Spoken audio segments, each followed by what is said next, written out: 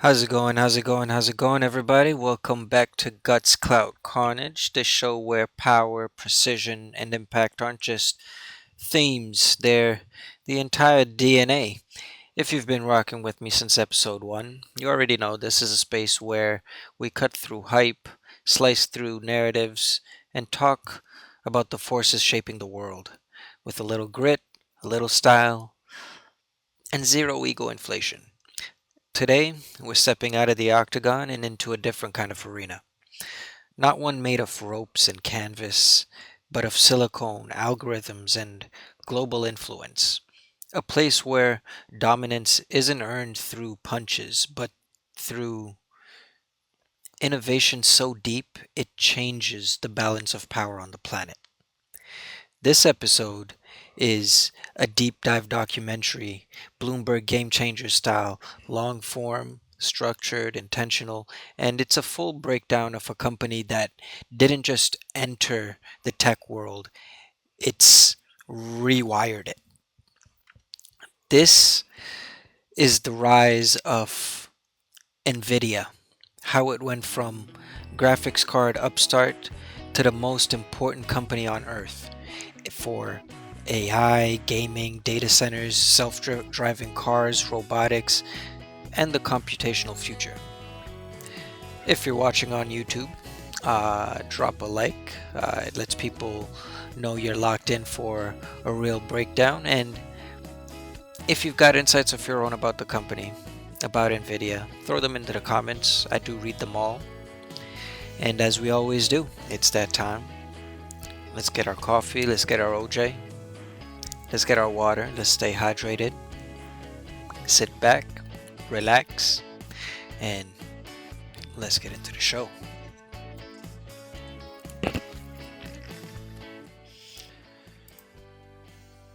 The garage myth that wasn't a myth. To understand NVIDIA's power today, you have to rewind to 1993. A strange year in tech. Intel ruled CPUs, Microsoft was pushing Windows into dominance, the internet hadn't exploded yet, and 3D graphics, that was a playground for hobbyists, scientists, and game studio magicians, basically trying to turn polygons into dreams. In a small office in California, not a garage this time, but close enough, three men started a company based on one radical idea. Graphics would become the center of computing.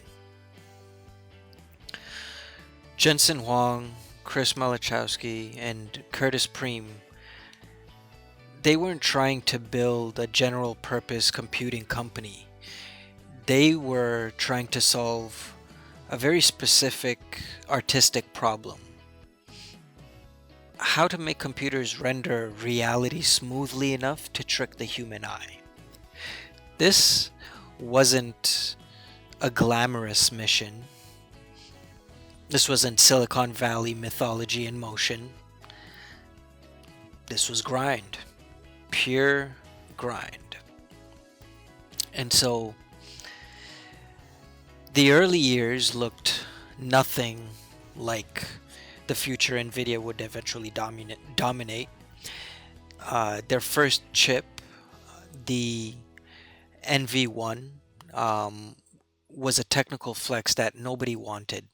Game studios didn't support it, developers didn't understand it, and the market wasn't ready for it. You know, but the founders, they kept pushing. Each failure became a data point. Each misstep sharpened their instincts, and Jensen, he developed a sense of timing that would eventually become his deadliest weapon. Now, normally in the Bloomberg in the Bloomberg Game Changers documentaries, this is where the narrator would chime in. It wasn't success that shaped NVIDIA. It was the 1,000 tiny failures that taught them where the world was heading. And by 1999, the gamble paid off. The world wanted 3D graphics. Gamers wanted realism. Studios wanted performance. And NVIDIA delivered the nuclear option, the GPU, the world's first true graphics processing unit.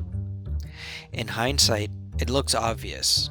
In real time, it was a revolution. GPUs didn't just improve games, they transformed what computers could be. And millions of young gamers, engineers, and hobbyists found themselves staring at the future without really realizing it. If you remember your first NVIDIA GPU, drop it in the comments. Those cards, they didn't just push pixels. They literally pushed the entire industry forward. Now, when graphics really became supercomputing,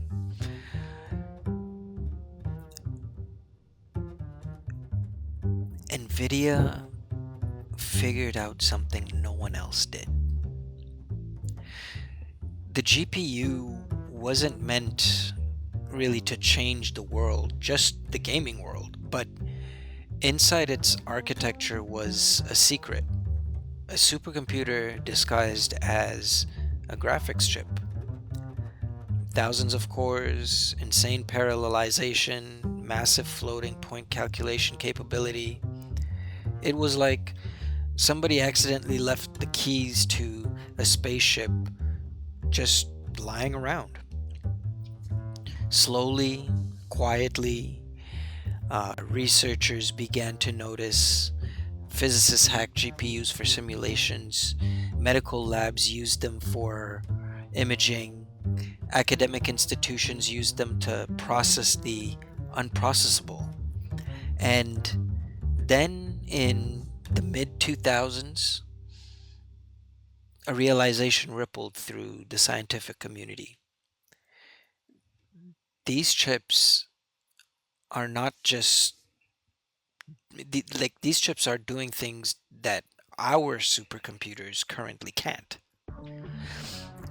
And a new door opened, one NVIDIA never expected, but Jensen, he understood it instantly.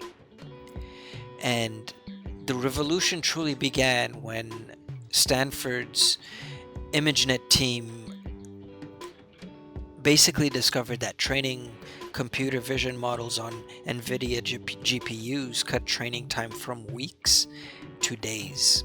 That wasn't a performance boost. That was an entire paradigm shift. The seeds of the AI era were planted in a lab powered by hardware meant for video games. Imagine the documentary camera cutting between old lab photos, racks of dusty GPUs, and academics describing the moment everything changed. We realized AI wasn't limited by ideas, it was limited by compute. And compute had just been democratized. This wasn't gaming anymore. This was supercomputing, and NVIDIA's accidental invention had become the centerpiece of modern computation. Now, the moment NVIDIA stopped being a chip company, this was about 2006. This was the year NVIDIA became untouchable. CUDA, short for Compute Unified Device Architecture, was more than a programming tool. It was a bridge between hardware and innovation. It gave developers the ability to treat GPUs as fully programmable parallel processors. This wasn't an upgrade. This was an entire new universe. Before CUDA, GPUs were specialized machines. After CUDA, they were general purpose supercomputers. See the difference? Every Game Changers documentary has a this is where the magic happened moment. And for NVIDIA, that moment was CUDA. Engineers who had been writing specialized code suddenly had access to a flexible, powerful platform. AI researchers who were limited by CPU bottlenecks suddenly had the tool they needed to train deeper models. And Jensen's genius, well, he didn't treat CUDA like a software product. He treated it like a religion. He pushed the ecosystem relentlessly. Documentation, developer outreach, partnerships, education. He created the cult of CUDA long before anyone understood why it even mattered. Today, CUDA is the single biggest reason NVIDIA has no real competition. It takes years to build hardware. It takes decades to build adoption. AMD, Intel, even trillion-dollar titans like Amazon, Google, all of them, they're all chasing NVIDIA's software lead. The world sees GPUs. The experts see the CUDA moat. And Jensen, he sees the long game. Now, when the world realizes basically Jensen is right, the AI era didn't start with ChatGPT. It didn't start with OpenAI, DeepMind, or Anthropic. It didn't even start with neural networks. It started with a dataset, ImageNet, and a breakthrough model, AlexNet. AlexNet crushed its competition with accuracy margins so absurd that the field had no choice but to take neural networks seriously again. And what powered AlexNet? Two NVIDIA GPUs. Imagine the documentary cutaway. A dimly lit lab, late night, training runs, fans worrying, PhD students exhausted but excited. The subtitle reads, Training Model, 96 hours. And this single moment, this single experiment was the spark that lit the AI renaissance. And NVIDIA, they became the matchmakers. Fast forward to 2023 till basically now, and you see NVIDIA hardware in every frontier field. Self-driving fleets, robotic training halls, climate modeling labs, drug discovery pipelines, financial prediction engines, military simulation centers, and of course, the AI models that now drive the entire global conversation. NVIDIA went from graphics leader to AI superpower almost overnight. Except it wasn't overnight. It was 20 years of seeing the future before anyone else did. Now, the real money printer, gaming was NVIDIA's crown jewel until AI demanded something bigger. The data center division exploded, taking NVIDIA from a high-end gaming brand to the computational foundation of the modern world. This shift wasn't subtle. It was violent. The H100 chip became the most sought-after piece of silicon ever produced. Demand was so high that companies were calling in political favors just to secure supply.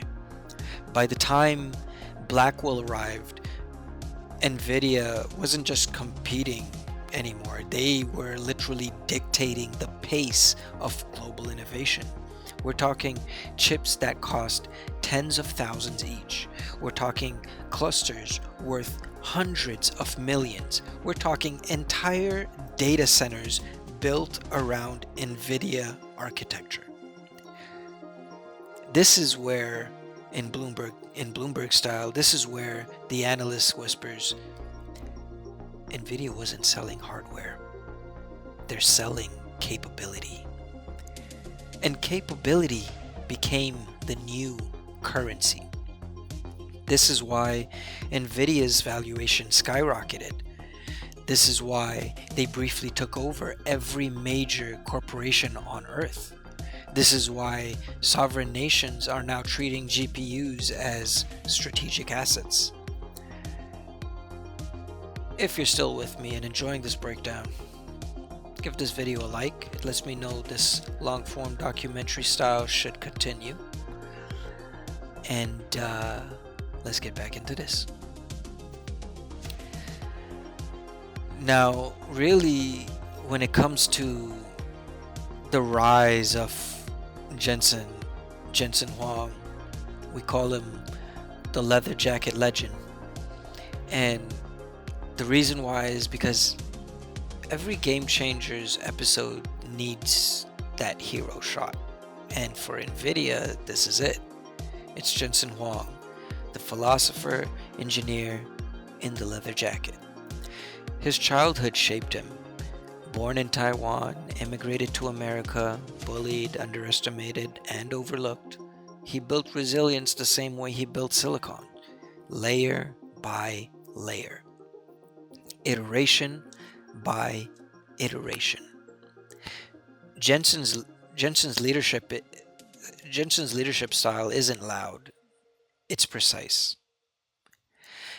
And he speaks like a scientist. He operates like a general. He moves like someone who knows exactly what the next decade looks like. People talk about Steve Jobs' reality distortion field. Jensen has something completely different. He has a probability prediction field. He doesn't bend reality, he calculates it.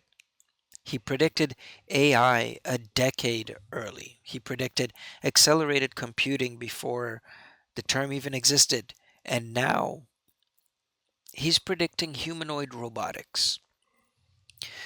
Fans show up to, keynotes for a man talking about compute architecture, and that's not charisma, that's accuracy.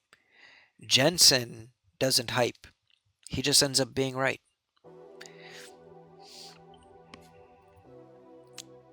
When it comes to critics, risks, and future wars, when everyone wants the crown, no empire, as we know, stands unchallenged. And so NVIDIA's biggest threats don't come from one rival. They come from everywhere at once. They come from everywhere at once. AMD is pushing aggressively into data center AI chips. Intel wants to reclaim relevance. Google has TPUs. Amazon has Trainium. Meta is building its own interference hardware. China, they're developing homegrown GPU ecosystems to escape US export control. And NVIDIA, well, they're caught in the middle. Supplier to the world, controlled by geopolitics. And on supply chain fragility, energy demands skyrocketing, and the rise of AI nationalism, and you get a battlefield unlike anything the tech world has ever seen. NVIDIA's lead is enormous, but maintaining it requires constant motion forward. And that's Jensen's strategy. Move so fast, your competitors are always fighting last year's war. Now, the future, according to NVIDIA, robots, Omniverse, and the new world.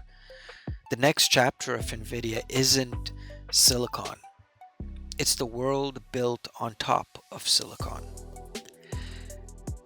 Omniverse is NVIDIA's attempt to simulate reality itself. Factories, supply chains, hospitals, cities, all recreated as digital twins. Robots will be trained virtually before entering the real world. Humanoids will learn through synthetic data. Entire industries will be optimized before the first brick is even laid. And this isn't just innovation. This is world building. And NVIDIA wants to be the architect. This has been Guts Clout Carnage. This is episode 5. NVIDIA's story is still being written. It's a reminder that power comes in many forms. In the cage, power is kinetic.